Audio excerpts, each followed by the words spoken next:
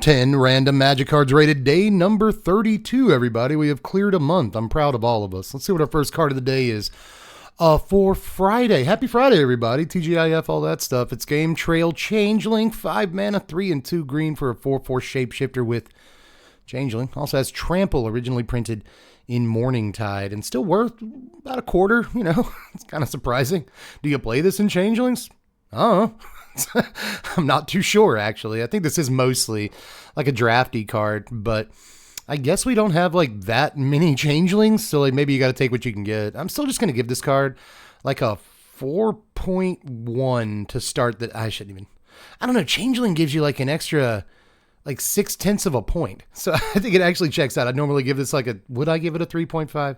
Would I do that? Would I be responsible for giving it that high of a grade? Let's just give it a 4 because I like it. Doesn't he look cool? Isn't he the coolest looking little guy? He's not. There's cooler looking guys in this, I think, but he's in the top like 400. You know what I mean? It's worth something. Let's see what we got next. Archon of Justice. This is another 5 mana dude. Another 5 mana 4/4 specifically. This is 3 and 2 white for the 4/4 flyer. And when it dies, exile target permanent. Ooh. This is from Eventide, man. We're just getting a lot of Lorwyn block stuff today. Which is fine with me, man. I remember this card existing, but not being very good in standard. Fairies was good in standard, and that was about it. Honestly, there was Toast, the 5-color control deck, and there's a couple things. But this card looks cool to me, man. Like, it's less than a quarter to own this, and if you get the Jumpstart versions, it's like 10 cents, 15 cents. And I actually don't hate this at all. Like, if I were to play this in LSO Core, costs kind of a lot of mana, right? But still a 4/4 flyer. It can do some stuff while it's on the table, and then when it does die, because I sacrifice it or combat or whatever, then like that's a really, really good death trigger, dude. I'm a big fan of death triggers. So I'm going to give this card a 5.2. Which is not like the highest score ever, but it is a little bit above average. I think plenty of decks could find something to do with this. The problem is, you know, you got 99 slots in your commander deck. Like 35 of those are taken up by lands. So 34 slots. Are there 34 better cards in this for most decks? Probably. Let's just, come on. But I'm still going to give it a 5.2. I like it. I like the cut of its jib. I like the cut of its hair. Let's see what's up next. Is this from New Capenna Commander? I've never seen this card in my life. Parness, the Subtle Brush. This is 5 mana, 2 and Grixis for a 4/4 legendary vampire wizard. Whenever you or a permanent you control becomes a target of a spell or ability an opponent controls, okay, counter that spell or ability unless that player pays 4 life. Everything, including you, has ward 4 life. Okay. Whenever you copy a spell, up to 1 target opponent may also copy that spell. You may choose new targets. They may choose new targets for that copy. Ooh. What if you just never copy a spell? Up to 1 target opponent may also. So you're using this for politics. You choose the opponent. You target them. So that's actually really interesting. And like, depending on what you put in your deck, like how you build this thing, you could have a bunch of spells that like, even if they decide to target you with them, they don't actually hurt you that much, you know? And obviously if you do play a removal spell and they decide to target Parness or something else with the copy of that removal spell, if you copy a removal spell and then your opponent gets to copy it, then if they target any of your stuff, they lose 4. So that's kind of neat too. I like this. Usually I don't love like 5 mana commanders that don't have like a massive impact on the game. But this one at least has like ward pay 4 life, which is, you know, 10% of their starting life. So that's not terrible. So I don't know. As far as like amazing commanders I want to build right now, I don't know if this is really on the list, but it is really interesting. And I like unique stuff. So I'm going to give the card a 5.4.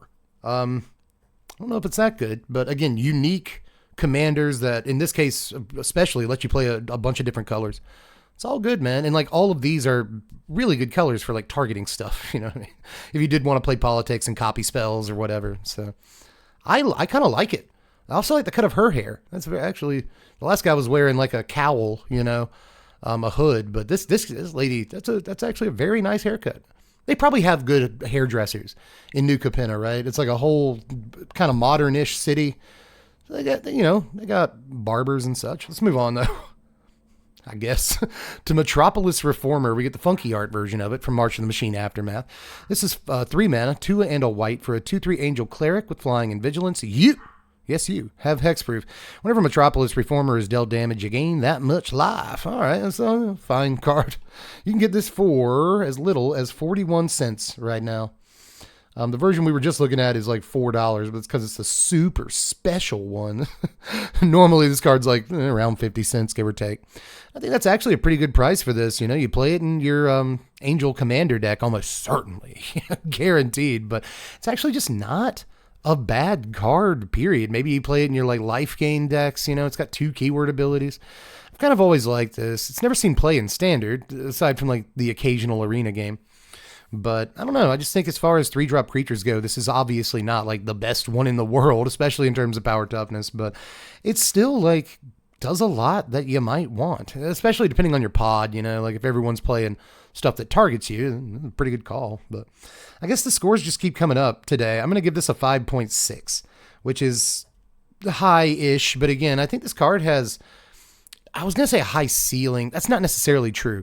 But I think the card does have a pretty high floor, right? Like the card's almost never going to be like straight up bad. So I've always liked this thing. We'll move on to Crumbling Necropolis, which ETB's tapped. It's a land, and it taps for Grixis colors. Do you still play this card? Do you still play? I mean, I assume you do, right? In a Grixis deck, you probably still want to play this card. You just don't have a whole lot of lands that tap for triple colors. You know, like we've got multiple cycles now of triple colored lands, but you probably want to play more, like most of them, if you are Grixis. So I'm going to rate these as a general rule. Every time we see one of these 3-color lands, I'm going to rate them relatively high. I'm going to give this one a 7.6, which is, again, tried to warn you, but that is pretty high. But that's because these are more or less must plays in like 3-color commander decks. So yes, I personally. Sentinel Dispatch is up next. What is this? What is this? Oh, it's a conspiracy. I don't even like know how these work, dude. I've never played against these. Sentinel Dispatch is a conspiracy. Start the game with this conspiracy face up in the command zone. At the beginning of your first upkeep, put a 1/1 colorless construct artifact creature token with defender onto the battlefield. That's okay, right? That's pretty good. I mean, it takes up a slot in your deck, which is, you know, opportunity cost is really the only thing keeping you from playing this card. That said, it's 12 cents. I've never seen it in my life. No one seems to play this thing in Commander. You know what I mean? Even though it's just a free 1/1. Like, if you put this card in your deck, you get a free 1/1 every single time, right? Am I correct? I guess it's banned in everything, so I shouldn't even be reviewing this card. Let's keep moving on. That's why nobody plays it. Skeleton Archer is up next. That last one doesn't count. Skeleton Archer is 4 mana, 3 and a black for a 3/3 Skeleton Archer. When it enters the battlefield, it does damage to any target. So it's an Orcish Bowmaster. I never saw any play, dude. I actually did see a couple of people resolve this against me. I believe in the arena, but that seems like, well, no, it wasn't too long ago. Core set 2019, core set 2021 is probably when I saw it see play. But again, it's just been resolved against me once or twice. I don't know if it ever actually really saw play, but I guess if you're playing skeletons in Commander, you play this, right? Free 1 damage. Again, like if Orcish Bowmasters has taught us anything, is that like that's pretty good. It's not bad, at least. So I've always liked this guy, like a hill giant with really good upside. I'm telling you, 1 damage to any target is okay. It's really not. You can hit your opponent if they don't have any creatures. It's fine. I kind of like this. I've always liked this. I like skeletons. I'm partial to skeletons.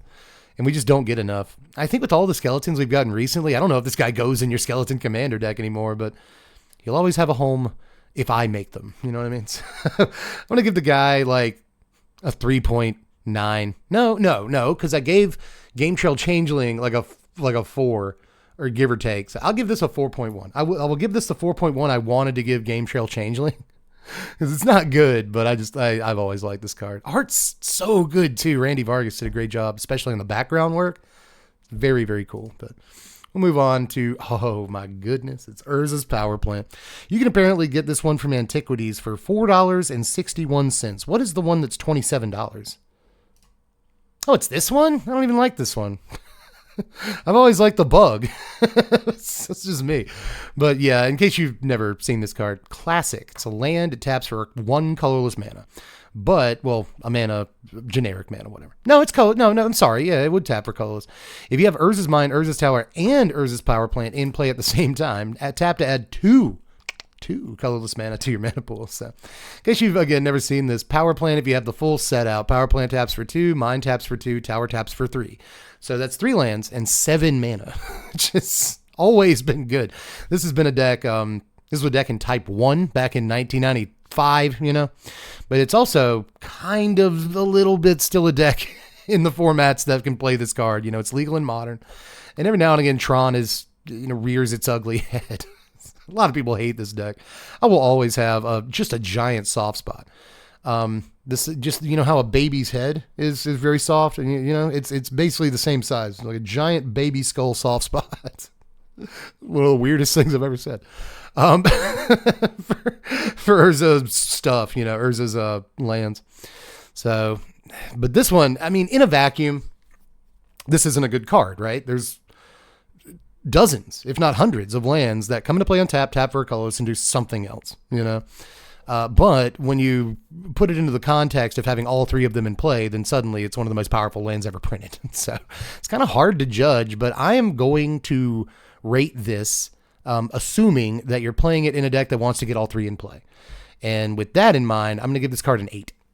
I don't know if you're prepared for that, but yeah, this is one of the better cards. Again, you have to put it in the context of the other 2, but it's one of the better lands that's ever been printed. So you gotta give it some respect. Captain's Claws is up next. This costs 2 mana. For an equipment that equips for a single mana. Equipped creature gets +1/+0. Whenever a equipped creature attacks, put a 1/1 white core allied creature token onto the battlefield tapped and attacking. Hey, people played this. I feel like people actually tried to make this work in Standard when Oath was a thing. I think this card is pretty cool. I really do. Especially if you can, like, you know, copy or double up on or whatever attacks triggers, then you're getting multiple guys. If the guy it's attached to, like, cares about the number of creatures you have in play, then suddenly this gets much, much better, obviously. So there's definitely ways that you can exploit this. Any deck can play it. It's relatively cheap to play, cheap to equip, you know. You just got to make sure that you can keep getting dudes in. Like, you can keep getting profitable attacks. And I like it, man. Like, if you already have an advantage that allows you to attack clearly, then this will create more and more of that advantage over time, which seems pretty good to me, man. I will give this a 5.8, which may be high to some people. Maybe I'm just being really generous today, and I apologize, I guess. But I do like cards that more or less any deck can play that will continue to sort of build on your already extant advantage.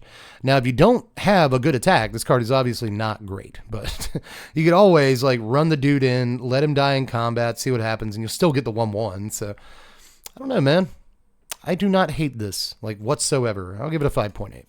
Moving on to Elisar, the Elfstone. I have never seen this card. This is 3 mana. Oh, it's Cloudstone Curio. It's actually just Cloudstone Curio.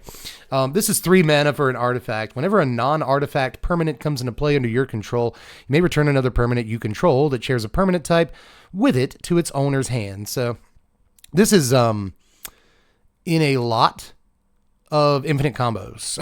Like, so many infinite combos, dude. So this, and it's like $10, right? Yeah, I haven't even, like, looked at the price yet.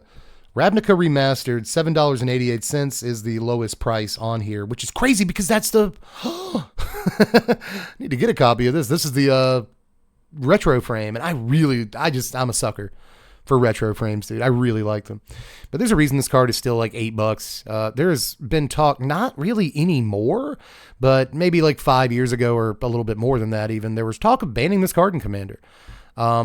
Mostly because of all the infinite combos that it does facilitate. I'd be here all day if I talked about all of them. So just look up Cloudstone Curio infinite combos. You'll get a whole page of stuff, you know. So really good Magic card, but obviously needs other stuff to work with it. But I'm not going to ding it too much for that. I'm going to give this card a 7, solid 7. No. Yeah, sure. Let's give it a 7. Just because it facilitates so much, like, degeneracy. It's a really, really good Magic card, dude. Probably outside of, like, Power Plant, probably going to be the best card we review today. But we got one more. Could be Black Lotus. You never know. Here it comes. It's Puppeteer Click. This is 5 mana. I like this guy. This is 5 mana, 3 and 2 black for a... I just want to point this out. We started the video on 2 5-drop creatures from Lorwyn block. We end the video on a 5-drop creature from Lorwyn block. This is 5 mana, 3 and 2 black for a 3/2 fairy wizard with flying. When it comes into play, put target creature card in an opponent's graveyard into play under your control. It has haste. At the end of your turn, remove it from the game. It also has persist. So when it goes to a graveyard from play, if it had no -1/-1 counters, it comes back with a -1/-1 counter. Okay, so persist is the -1/-1. I said in yesterday's video, like I always get these two abilities mixed up. But persist is the one that gives -1/-1 counters. Okay. So this actually looks pretty cool.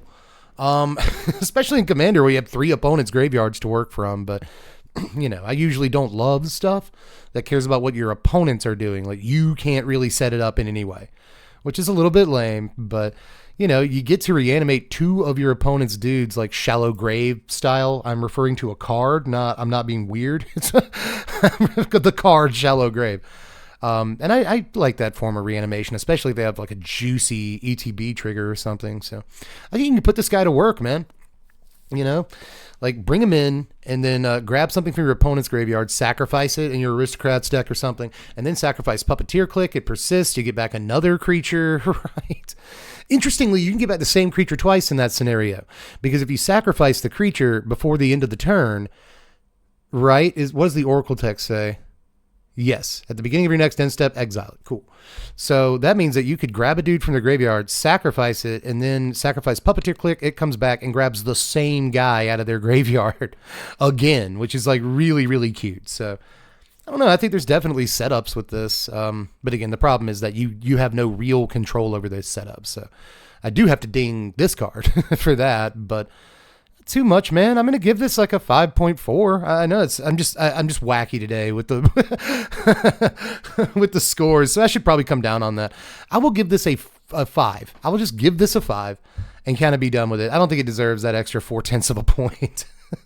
I'm trying to kind of rein myself in today. I just like Magic cards. What's wrong? There's nothing wrong with that. You know what I'm saying? So. Card actually does get some score from me, but that's because I'm the kind of guy that likes stuff like this. You might not be, but that's all the cards from today, everybody. Again, hope the rest of your Friday works out pretty well. You don't have too much left on your Friday as I record this, but, you know, that really, right now, it's like 6:20 p.m. as I record this, and this is when Friday starts to get interesting. So I hope, hopefully. So I hope your Friday's good, even if it's just sitting around the house watching wrestling with your loved ones or whatever you do. You know what I mean? You playing some cards? You going F&M? You doing that? But either way, guys, love you all. Bye.